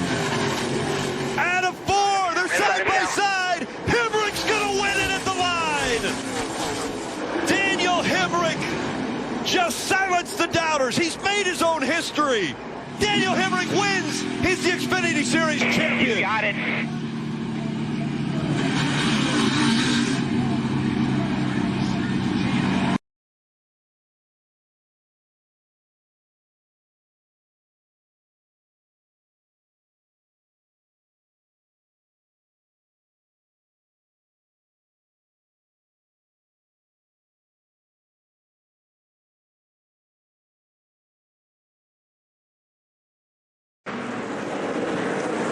The lap car is a pick here, possibly. That's Derek Cope in the 28. Derek gives him plenty of room, though. Whoa, and Reed Sorensen is going to kick the field goal. Nice job. And I'm sure that Trevor Bain, I mean, he's very aware of the situation. Reed racing for a championship here. So you say he'd be trying to take advantage of him? Or? Well, yeah, both ways, yeah. Trevor's probably trying to help his good buddy Ricky Stenhouse in that championship. Yeah, you can just see that Trevor can't keep his car down where he needs to be able to make that turn and get the good drive off the corner. Now he's got a good car behind him and Stephen Wallace on fresher tires. Oh, there we go. Getting a little slam bang. And Stephen going to take advantage of this. And then he gets a bump in return. So far, everybody's able to keep him straight. Stephen probably wouldn't have minded that if that had shoved him by Reed Sorensen. Yeah, but this ain't Daytona. that corner's going to come up awfully quick. So Trevor gets the worst of that deal. Wallace trying to get underneath the 32 of Sorensen for 12th place. 6 laps to go. The lead is 0.3 of a second. Let's check in on it. Logano has flat run down Kyle Busch here.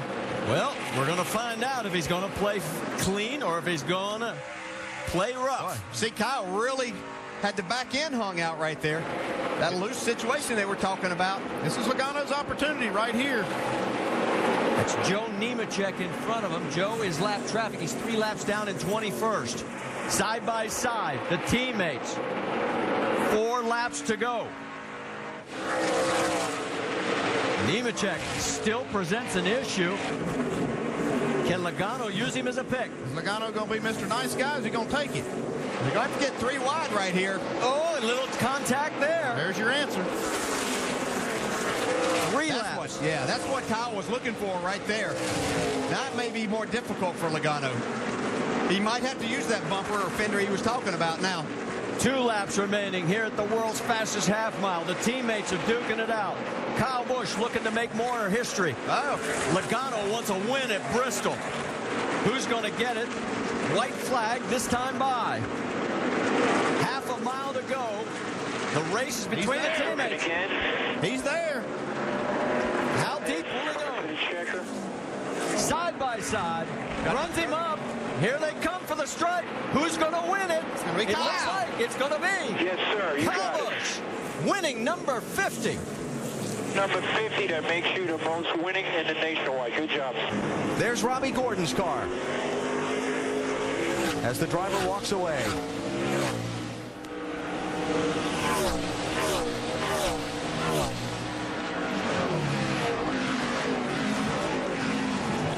Boris has got a good turn 10, Andy. Yeah, he did a good job getting down in there. I was wondering if he was going to be able to get in there without wheel hopping. That's the key right there. I believe he can hold him off through these next 2 corners. Remember, it was the last corner of the last lap last year. One little mistake that cost Marcus Ambrose the win and allowed Carl Edwards to go by. Here's Pappas inside of Boris. He got him. Boris going to try the crossover. Clear. Pappas over the curves. Here comes Boris Said. Drag racing to the finish line, side by side. Who's going to get here first? It is, I think, Boris Said. I think he got him by a bumper. Unreal. Boris Said wins by a bumper. You're exactly right. We'll finish there. 2 laps away from career win number 1. Let's see what this second row does. I really think it dictates the ending of this race. Contact. Big push from Brad. That inside lane for Denny Hamlin. The 1 is now connected to the 9. 9 got a little loose there. William Byron chases down the hill. Quarter, clear. Huge rally in the outside lane. William Byron leading at Michigan.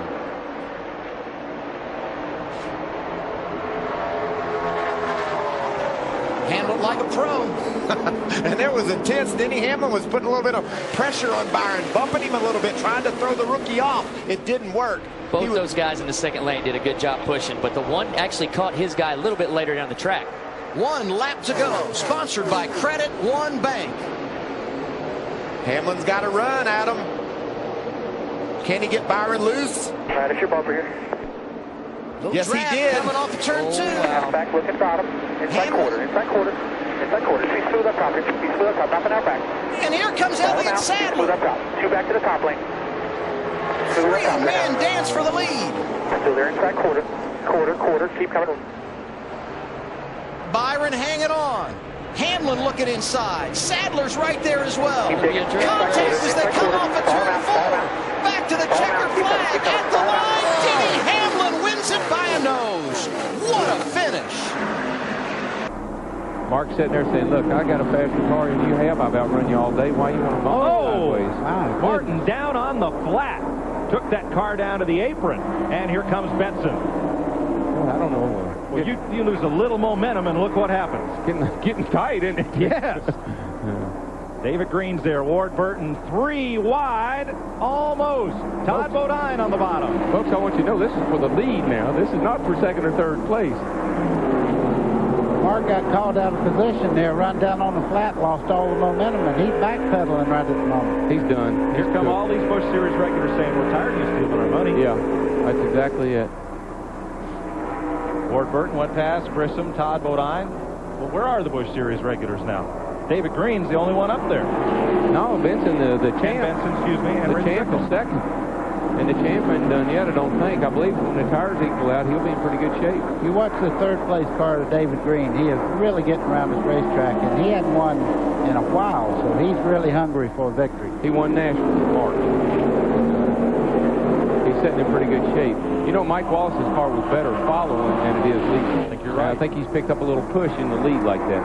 And I think Benson knows it. Here comes Benson sniffing the lead down in turn 1. I can promise you one thing. Mike Wallace is using all the racetrack up. He's not giving him a break down the front straightaway to really set him up. I believe that what Mike did is maybe skid the new off his tires here when he was racing with Mark.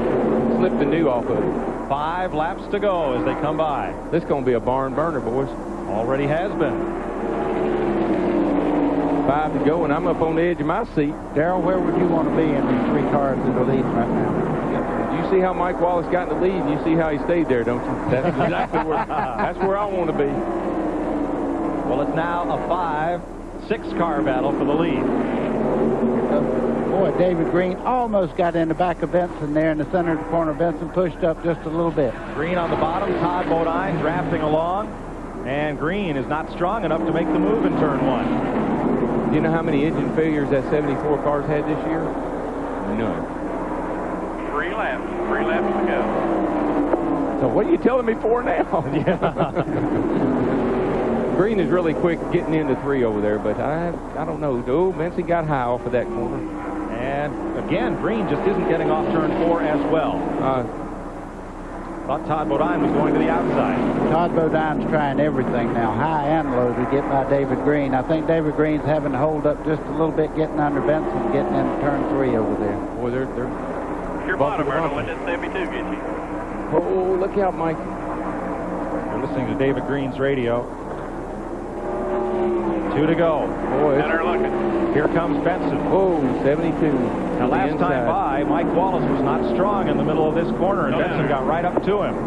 Here he comes again. 95. Meanwhile, Todd Bodine moved into 3rd place there. You see him closing in on David Green's back bumper. Steve Grissom had a run. That 72 car is quick. Yep, here he comes on the bottom. He's getting some momentum on the outside. White flag. Man. Last chance, folks. Boy, this is going to get mighty close. Come on, Mikey.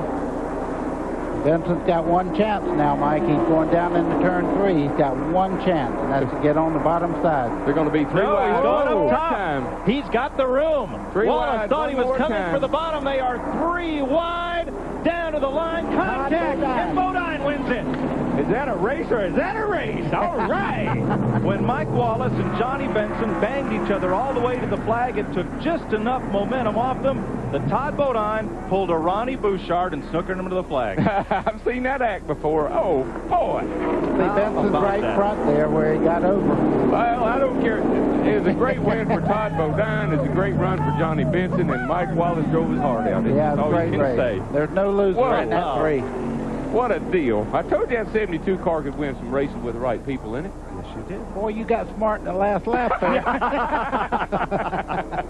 What a finish here at Rockingham. It was fun, man.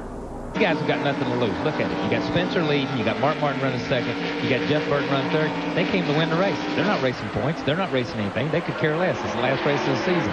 So they coast down pit road when the checkered flag's being waved. They don't care. They come to win, and I don't think they're worried about it.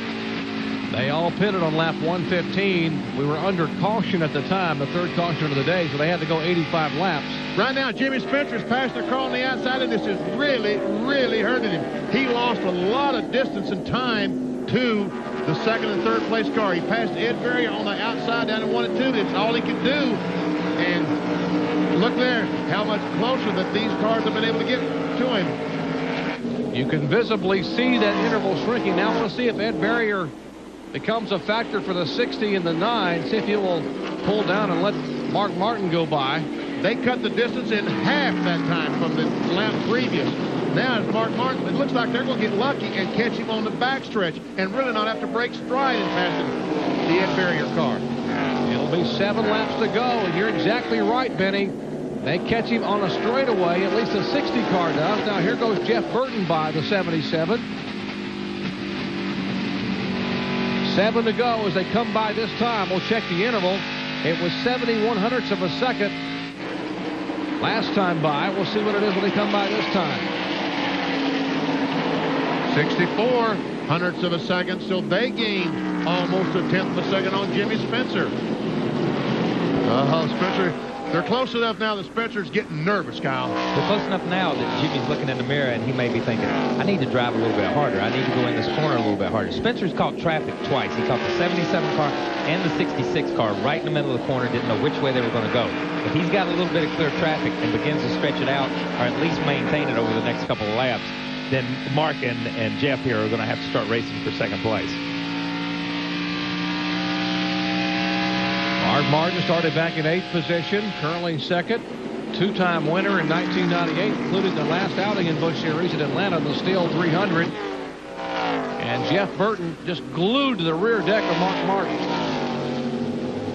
That time they did not gain on Jimmy Spencer. It stayed, the distance stayed about the same.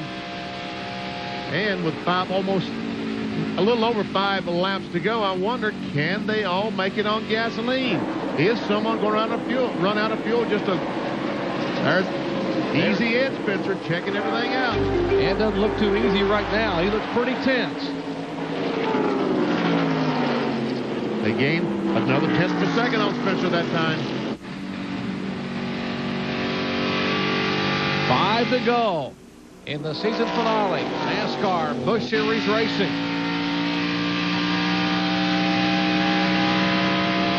The It's the second place car, Mark Martin, the Winn-Dixie Ford. The car you're looking behind is Jeff Burton, the track gear Ford. He's in third spot. Jimmy Spencer, the Zippo Chevrolet, is in front. Matt Kenseth back in fourth, and the fifth place car, the 36 car of David Green. That's the top 5. But there's the top 3 we're looking at with 4 to go. It is Chevrolet and 2 Fords. Check it out. And Mark, maybe he's been saving these tires for this lap. What do you think, Kyle? He's pulling out on him right here. He was trying to make a move right there with 3 or 4 laps to go. Maybe Mark's just been sitting there, like you say, saving his tires, saving his stuff. Like we said about 15 laps ago, it's crunch time for Mark and for the 9 car. They're either going to do it or they're not. Spencer down below the white line that straddles the white line in turn 3. Oh, here comes Burton. He's making a move on Martin. Oh, he can't quite do it. He has to fall back in line. But Spencer's loving that, looking in the mirror, seeing him too wide. He got about a 2-car length jump when they pulled out side by side. Now here comes Martin back.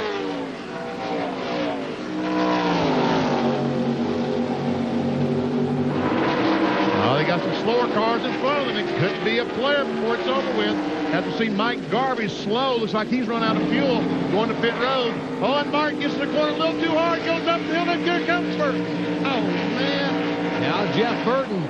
Will they have enough time for Burton to have a run on him? 2 to go. They come by. Carl Simmons holds out 2 fingers. They flash by, but the interval now, Kyle, has grown to about 4 car lengths. Traffic's going to dictate this whole race at this point in time. Mark's just, the last couple laps, he drove off in the corner, jumped on the accelerator hard, and it pushed up off. Jeff saw him do it, got a good run on him, and now it's going to be whether Jeff can get position on the 12 car at any point in time whenever traffic messes him up. Spencer using Bobby Hillen's car as a pick on the inside. He goes to the bottom of the racetrack right on that white line. Here comes Jeff Burton, 3 car lengths. Make it 2 car lengths out of turn 4 as they get the white flag. Make it a car length. Final lap of the Busch Grand National season for 1998. It's a half a car length. Jeff Burton looks to the inside of Spencer. Boy, Spencer backed off early that time. He did not want to get in the corner too deep. Martin's trying to go on the outside. Jimmy Spencer's going to make this car seem like it's a double-wide trailer being pulled down the highway. It's going to be incredibly wide going in turn 3 here. 41-year-old Jimmy Spencer trying to hold. He hugs that bottom groove. Here goes Jeff Burton trying to sneak to the inside. Is there room? Is there time? They are side by side for the checkered flag, and wow. Go ahead, Doc. Who was it? Well, it's Jeff Burton, it looks like. It looks like Jeff Burton may have got a nose by about 3 inches. What a final lap. And what a way as Mark Martin comes up alongside his teammate and waves with thumbs up for Jeff Burton. Scott Jones have any chance to try and chase him down? 10 to go, and the margin seems to be closing just a bit. And Mike McLaughlin's moving to the inside of Kenny Wallace, going into 3. It's just 0.8 of a second now. First to second, McLaughlin makes the move. So McLaughlin in the 34 goes up around Wallace in the 3rd. It looks like the whole group is catching Dick Turtle there. I think what Dick Turtle's doing right now is running a very consistent line, not trying to make a mistake. It's catching him one thing, passing him another. Yeah, Dick's run enough laps in racing to know that he's just put on cruise control and let them catch me, and then if they get to me, I got a couple more laps I can push it. But it is now down to about 10 car lengths. Far different than the 2 seconds plus of a short while ago. Eli, you've watched it today. All you have to do is get 1 tire length out of the groove, and you're in trouble.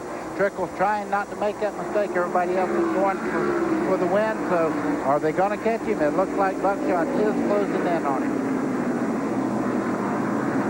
This is going to be a dandy of a finish. Buckshot Jones in the 0-0. Trickle's lead now basically 1.1 car lengths. That's about it. They are inside of 7 miles to go. Yeah, I don't think Dick's really backing off as much as everyone had thought he was, because you don't want to, you're getting too close to the end to give up that much space. I think Buckshot's really driving the wheels off of this car. It'll be 5 laps to go. Next time by for the leader, Dick Trickle. Randy LaJoy just moved in the 4th spot, getting around Kenny Wallace. And again, LaJoy just salivating at the thought that the point leader's already in the garage. Where's David Green going to finish? Well, as far as who's still running right now, Green could end up as far back as 31st, 32nd position, something like that. Yeah, Randy's not saving that car, worrying about racing it next week. Randy's going to drive the wheels off it today, too. Now there's traffic also a factor coming up here. A big factor. There's no way to pass lap over traffic in the corner, so you have to make your pass before you get down. And they are going to get into that traffic before we get to the checkered flag. All right, now all of these men are many laps down. Rodney Combs, a 43. He'll go wide. See Trickle trying to get on the inside. There is no outside here. Around Phil Parsons. Hermie Sadler, the 1. He is laps down. Buckshot. And here goes Buckshot. Oh, he's trying to get under Trickle. And Trickle thought he could use Hermie Sadler as a pick. No. Oh, and Trickle making that car awfully wide. Doing what you have to do. He's the lead car. That's his groove if he wants to take it. This is great racing. Trickle again, wiggles. Trickle's loose. Oh, Trickle's in the wide. Oh, he crashed. Oh, goodness gracious. He's hard in the front straightaway wall here. Oh, man. And you know what? This could be, well, is Trickle going to get going? They're not throwing the caution yet. Oh, and now he's got the track blocked here on the main straightaway. Still no caution. It's a wide front stretch. No, he can't steer the car. Looks like he's got a right front wheels that's definitely broken. Oh, man. 247 laps on the board. There's your leader, Buckshot Jones. There is no caution. No caution at the second place man, McLaughlin, is the 34 right behind him. It'll be white flag next time by for Buckshot Jones, running the full Busch Series schedule for the first time this year. That's why the grandstands are packed. You never know in this business. Just behind this is a big stack up. Dick Trickle's on the back. Got a bunch of the cars slowed up. It's going to be a fight from third on back. 1 lap to go for Buckshot Jones. McLaughlin is in second. Third is LaJoy. Fourth is Kenny Wallace. Fifth is Bobby Labonte. Doug Hevron is in sixth. Now, does McLaughlin have anything here with the final half mile looming ahead? McLaughlin trying to chase down Buckshot Jones, who is in only his 18th race on the NASCAR Busch Series. This is for the win in Milwaukee. Oh, look at this. Here comes McLaughlin to the straight. I believe Buckshot got him by 1.5 feet. If he did, only 1.5 feet. Oh, and then McLaughlin crashes at the end of going into 1. He hit the inside of the wall. Unbelievable. Unbelievable. He had never finished better than 9th at South Boston. And Dick Trickle is just beside himself. What you doing? You think it's on the fastest thing? Keep your mirror. Check in with Ray Dunlap. Looking in your mirror, Bubba. You're doing good right there. Well, Jerry, you're exactly right. Joe Nemechek would be the first repeat winner, but it's not the same car that they used here last year. I couldn't believe they wouldn't bring the same one back, but with different rules in Busch Racing this year, he said this car is a lot more stable than the one last year that they used, and he said it will definitely win today. We'll see. This car they brought here, the 87 car, was the one that set and still holds the track record here in qualifying 2 years ago, back in 1997. When these guys got too wide up there a minute ago with Terry Labonte on the outside, that's allowed that second pack to catch up. That second pack has dropped down to the bottom line. And the bottom line for the last couple of laps is... All right, I'm going to say the same thing. You protect the bottom and watch the 17. Protect the bottom, watch the 17. 2 to go.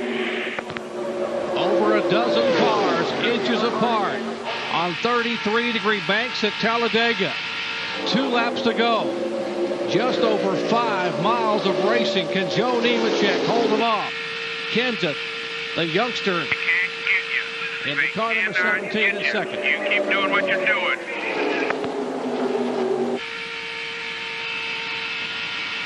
Now, Kyle Petty, where do you make your move with your Matt Kenseth? You know, Matt's got to have help to make a move. Matt's car's been running right on the bottom of the racetrack. We saw him a couple of times turn left and come up under people. Keep doing what you're doing there, pal. You protect the bottom and be in front of 17. You do the same thing you've been doing. Watch your mirror, stay in front of 17. But Nemechek's spotter is exactly right. Protect the bottom and stay in front of 17, and that's what Nemechek's doing, is protecting that bottom. It's going to take the 17 running up on Nemechek, making him a little loose, making him push up, and then trying to dive to the inside, and the 3 going with him, just like this. Final lap. Watch your mirror there, buddy. Watch your mirror. 15 cars, nose to tail, inches apart at almost 195 miles an hour. Nemechek with a challenge from Texas Terry. Labonte up high. Nemechek down low. It's Labonte by half a car length. They are half a mile from the checkered flag. Texas Terry Labonte trying to the start-finish line. They come to the tri-oval 2 by 2. I don't have a clue. Well, NASCAR scoring. We'll wait for the official word as they are celebrating down in the Bell South Mobility Pits. That's the Joe Nemechek. But NASCAR scoring is showing the 44 car. We'll try to find the photo finish, though. decipher exactly what happened. That is a typical day at Talladega, and that's why they come here and stand in line for the finish. That's where they came across the stripe. We'll unravel the finish, take a look at the photographs, and visit someone in Victory Lane in just a moment. Pretty damn close. They've been showing you on the TV the whole time, so you must have won.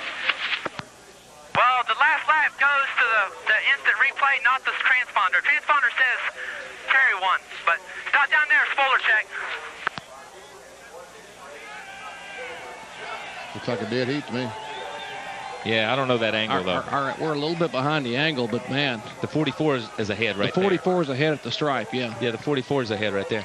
The 44's transponder hit first, but I don't know. I wasn't about to call that one. Maybe the 44's got his transponder in the nose.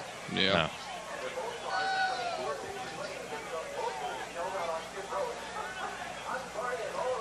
No. Sam was able to gain a ton of time through 1 and 2 last time. White flag is out. 1 lap to go. Sponsored by Credit One Bank. Ryan Sieg is leading Sam Mayer. Mayer looking high off of turn 2. Sam's going to get a big run off of turn 2 here. He's going to pull underneath him. Huge rally for Sam Mayer. Near contact down the back straightaway. Final lap. Mayer going to make the pass. Can Sieg get back by him? Here they are off of turn 4. Sieg and Mayer going at it at Texas. Back to the start-finish line. This one is going to be tight. Who got it done? Photo finish. What a thriller. Mayer and Sieg. Oh my gosh, this is one of the closest finishes I've ever seen. Sam Mayer, the 1 car, Carolina Carports gets the win. Inches.